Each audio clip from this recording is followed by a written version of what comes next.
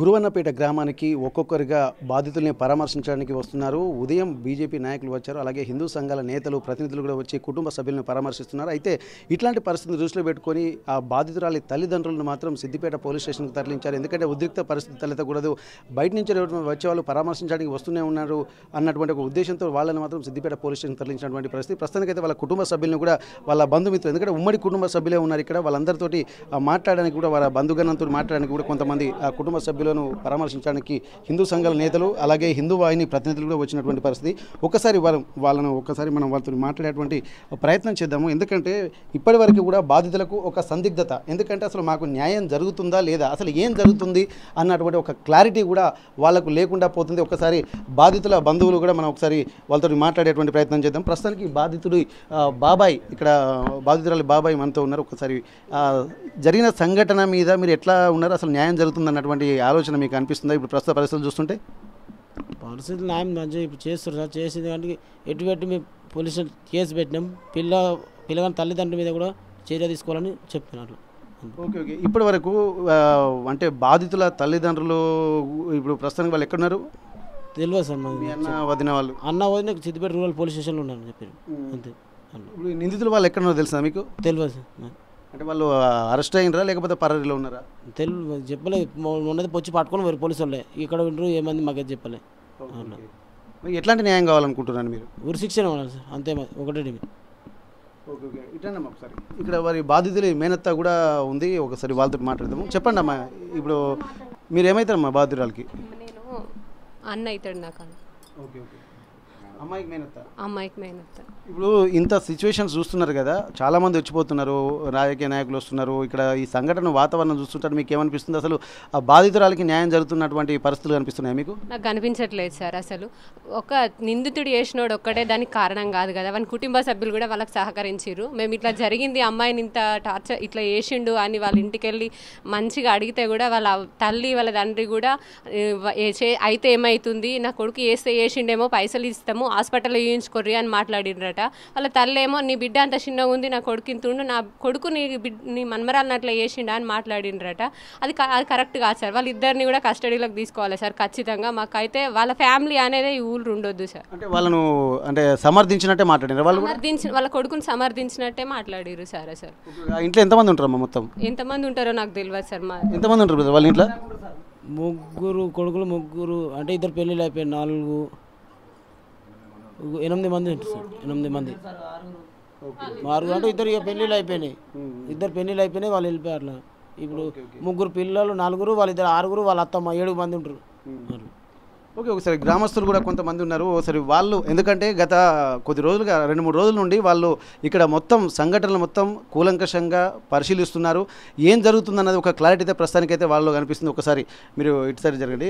అసలు నిన్న మొన్న జరుగుతున్నటువంటి పరిస్థితులను చూస్తుంటే, ఎందుకంటే పోలీసు వాళ్ళు వచ్చారు, మీ ఊళ్ళోనే ఎవరైతే బాధితులకు మద్దతుగా నిలిచారో వాళ్ళను కూడా అరెస్ట్ చేయడానికి పోలీసులు సిద్ధమైతున్నటువంటి పరిస్థితి. మళ్ళీ అందరూ గ్రామస్తులంతా ఏకమైతే తప్ప వాళ్ళని వదిలిపెట్టలేదు.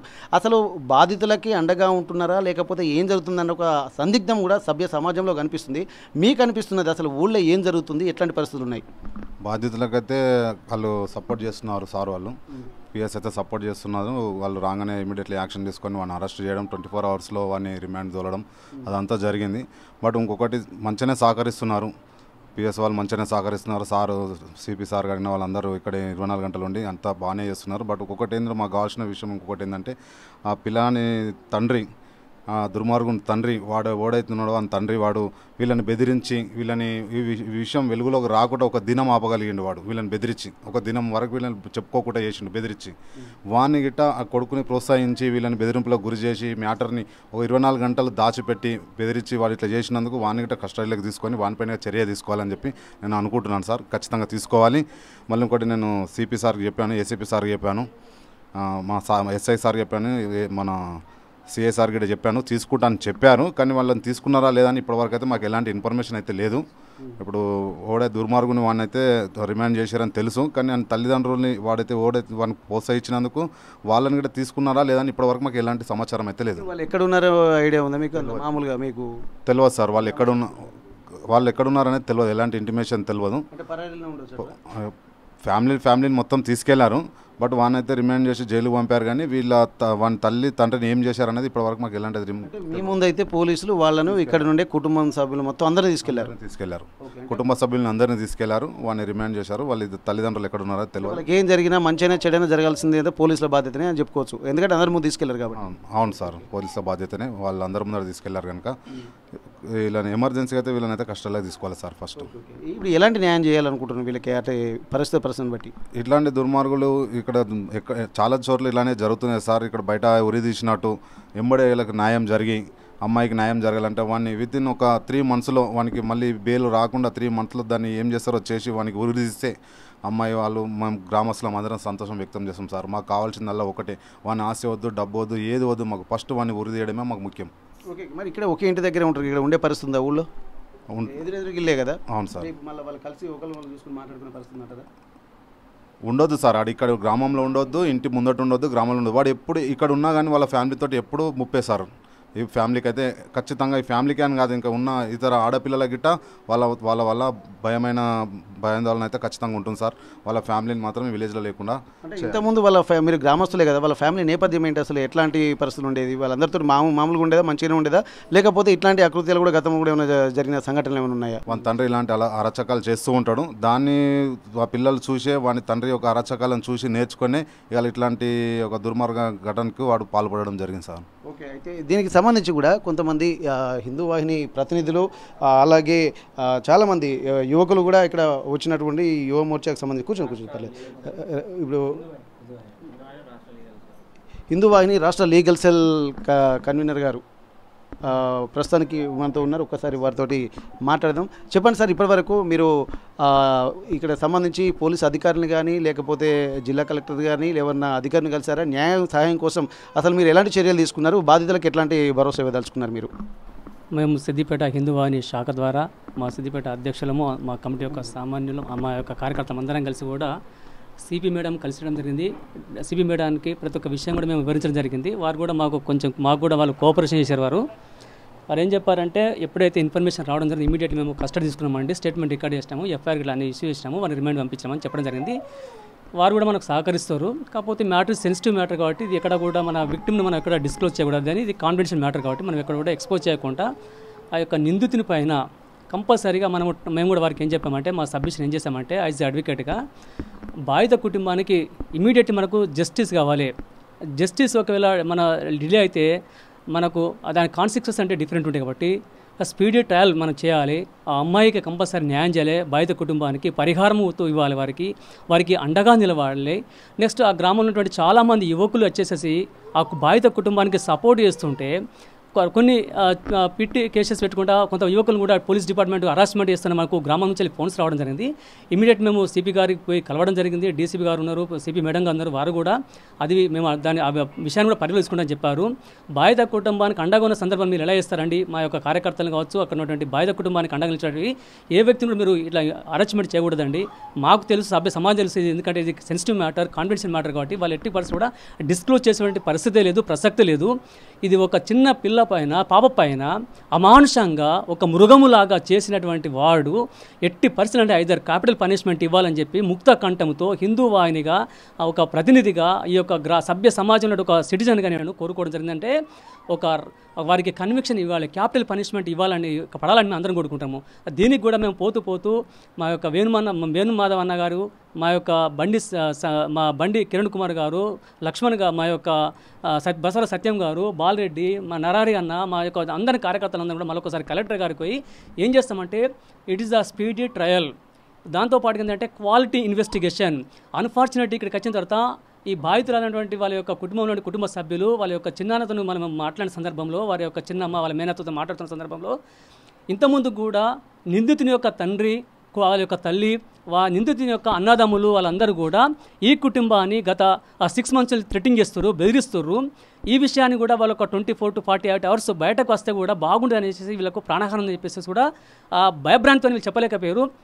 దయచేసి మరొకసారి ఈ పోలీస్ డిపార్ట్మెంట్ కానీ సిపి మేడం కానీ డీసీపీ కానివ్వండి అందరికి వాళ్ళ యొక్క రిక్వెస్ట్ ఏంటంటే ఇమీడియట్గా మరొకసారి ఆ యొక్క వాళ్ళ యొక్క తల్లి కానివ్వండి తండ్రి కానివ్వండి స్టేట్మెంట్ తీసుకొని మిగతా సభ్యులు ఎవరైతే వీళ్ళని టార్చర్ చేశారో థ్రెట్ చేస్తున్నారో వారిపైన స్టేట్మెంట్ రికార్డ్ చేసేసి వాళ్ళ మీద క్రిమినల్ యాక్షన్ తీసుకోవాలని మన యొక్క మీడియా ద్వారా మేము మరొకసారి మేము అభ్యర్థిస్తున్నాము. ఎందుకంటే జస్టిస్ ఫర్ మనకు అందరికీ కావాలి కాబట్టి మనకు అందరికి అవసరం కాబట్టి మరొకసారి we are appealing for the police department immediately take the statement of the either mother or father of the victim immediately take the custody of the this is accuse either both or mother and father and his siblings who are involved in this criminal intimidation. It is a brutal heinous action activity. It is entire Indians we are condemned this such a heinous action. మనం ఇప్పుడు బెంగాల్ చూస్తున్నాము, మన సభ్య సమాజం చూస్తున్నాము. ఇటువంటి brutal act వేరే community వాళ్ళకి జరిగినట్టయితే ఈ రోజు నాడు తెలంగాణ అంతా కూడా ఉడికిపోయేది. ఒక హిందూ అమ్మాయి అని చెప్పేసి వారి యొక్క అట్లీస్ట్ ఆ యొక్క షరీఫ్ అనేటువంటి వారి యొక్క పేరును కూడా చెప్పకుండా హైడ్ చేసుకుంటా ఈ ఫ్యాక్ట్స్ అనేటువంటి సప్రెస్ చేస్తున్నారు. ఇది సభ్య సమాజం తలదించుకోవాలి. ఇదే మనకు ఒకవేళ ఇదే వేరే క్యాస్ట్ వేరే రిలీజన్ అయితే వారు ఇప్పటికీ ఎంతో వాళ్ళు ఈ యొక్క ఎంటైర్ తెలంగాణ నేషన్ అంతా కూడా ఉద్రిక్తం చేసేవాళ్ళు, అటువంటి వాతావరణం తీసుకొచ్చేవాళ్ళు.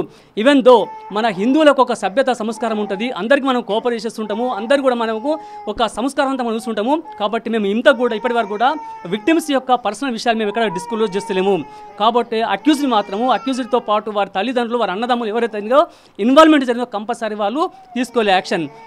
వాళ్ళ యొక్క పేరెంట్స్ కూడా మరి మాకు అర్థం కావడం లేదు. పేరెంట్స్ కూడా వారి సిద్దిపేటలో ఐదర్ 1 టౌన్ ఆర్ 2 టౌన్ ఆ రూరల్ పోలీస్ స్టేషన్ ఎందుకు వాళ్ళ కస్టడీ పెట్టారో మాకు అర్థం కావడం లేదు.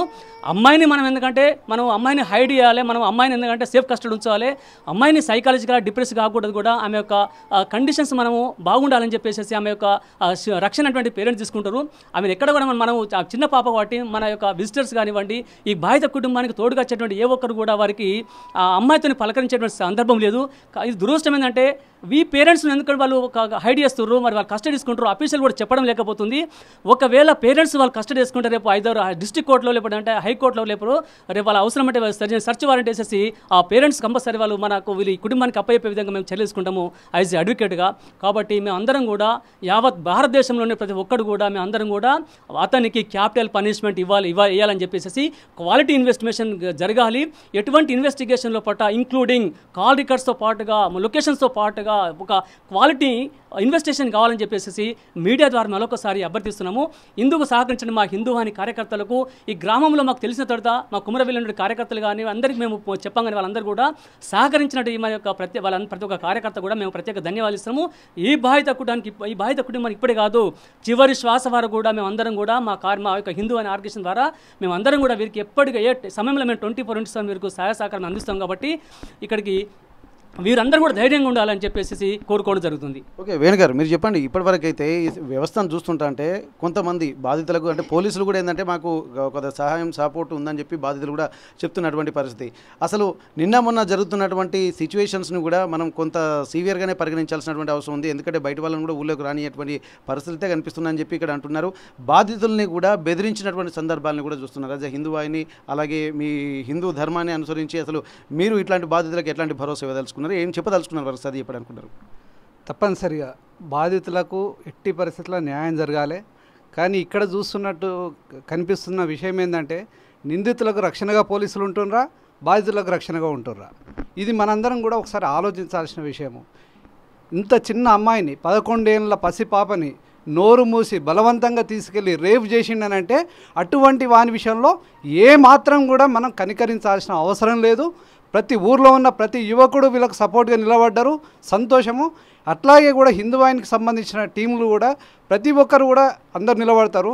మేము ఈ సందర్భంగా ఒకటే ప్రశ్నిస్తున్నాం పోలీసుని. సిపి గారు ఇంతకుముందు మేము వెళ్ళి కలిసినప్పుడు ఒకటే చెప్తున్నారు, బాధితుల్ని మేము బయటికి చూపించకూడదు కాబట్టి మేము బయటికి చూపిస్తాం. సరే, ఇంత ఒక అమ్మాయిని చూపించకండి, కానీ తల్లిదండ్రులను ఎందుకు దాస్తున్నారు? తల్లిదండ్రులను తీసుకొని వచ్చి పోలీస్ స్టేషన్లో ఎందుకు పెడుతున్నారు? దాని విషయంలో మేము ఒకసారి ప్రశ్నిస్తున్నాం.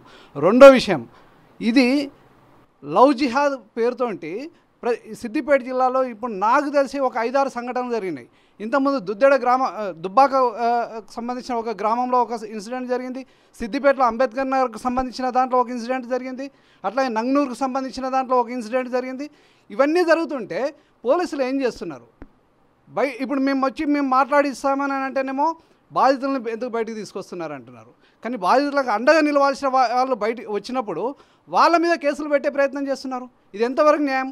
ఇది రాహుల్ ఖాన్ యొక్క డైరెక్షన్లో రేవంత్ రెడ్డి ఆడుతున్న నాటకమా అని అనిపిస్తుంది మాకు ఈ సందర్భంగా. అయితే ఇక్కడ చాలా సివియర్గానే పరిగణించాల్సినటువంటి అవసరం అయితే కనిపిస్తుంది. ఎందుకంటే ఇక్కడ వాతావరణం కూడా కొంత ఉద్రిక్తంగానే ఉదయం నుండి కనిపిస్తుంది. కానీ బాధితులకు సంబంధించి ఖచ్చితంగా అండగా ఉండాల్సినటువంటి అవసరం అయితే మాకు కనిపిస్తుంది అంటున్నారు. న్యాయ సహాయం మాత్రం హిందూ వాహిని తరపు నుంచి ఇప్పటికే వారు సిపిని కలిశారు. అలాగే తగిన న్యాయ సహాయం కూడా మేము చేస్తామని చెప్పి ఒక భరోసా కూడా వీళ్ళలో కల్పించేటువంటి పరిస్థితి. కానీ దీన్ని మాత్రం ఒక లవ్ జిహాదీ కింద కూడా చేస్తున్నారు. కానీ చిన్నపిల్లలను అత్యాచారం చేయడానికి కూడా చాలా తీవ్రంగా పరిగణిస్తున్నారు. ఎందుకంటే ఇటువంటి సంఘటనలు కూడా సిద్దిపేట జిల్లాలో 4-5 సంఘటనలు జరిగినా కానీ ఇప్పటికీ ఒక అతిగతి లేదన్నటువంటి ఒక ఆలోచన భయాందోళనలు కూడా హిందూ వాహిని వ్యక్తం చేస్తున్నారు. ఎందుకంటే ఎప్పటికప్పుడు మేము అవేర్నెస్ కల్పిస్తున్నప్పటికీ కూడా ఇక్కడ ఎట్లాంటి ఒక చొరవ పోలీసు నుండి కానీ ప్రభుత్వం నుంచి కానీ జరగడం లేదన్నట్టు ఒక ఆందోళన మాత్రం వీళ్ళలో కనిపిస్తుంది. ఇప్పటికైనా సరే హిందూ సమాజం మేల్కోవాల్సినటువంటి అవసరం ఉంది. చుట్టుపక్కల ఉన్నటువంటి వాళ్ళు మంచివారు చెడు ఎవరు అనేది ఒకసారి విచక్షణతో కూడా విజ్ఞతతో కూడా చాలామంది వ్యవహరించాల్సినటువంటి అవసరం అయితే కనిపిస్తుంది అంటున్నారు. ఏది ఏమైనప్పటికీ కూడా మేము బాధిత కుటుంబానికి న్యాయం చేయగలిగేంత వరకు చివరి శ్వాస వరకు పోరాడతామని చెప్పి హిందూ వాహిని కార్యకర్తలు రాష్ట్ర నాయకులు చెప్తున్నటువంటి పరిస్థితి. గురువన్నపేట నుండి కెమెరా పర్సన్ రాజుతో వెంకటరత్నం, RTV వరంగల్. మరిన్ని వీడియోస్ కోసం ఛానల్ ని సబ్స్క్రైబ్ చేయండి. లేటెస్ట్ అప్డేట్స్ కోసం వాట్సాప్ ఛానల్ ని ఫాలో చేయండి. అండ్ లింక్ డిస్క్రిప్షన్ లో ఉంది.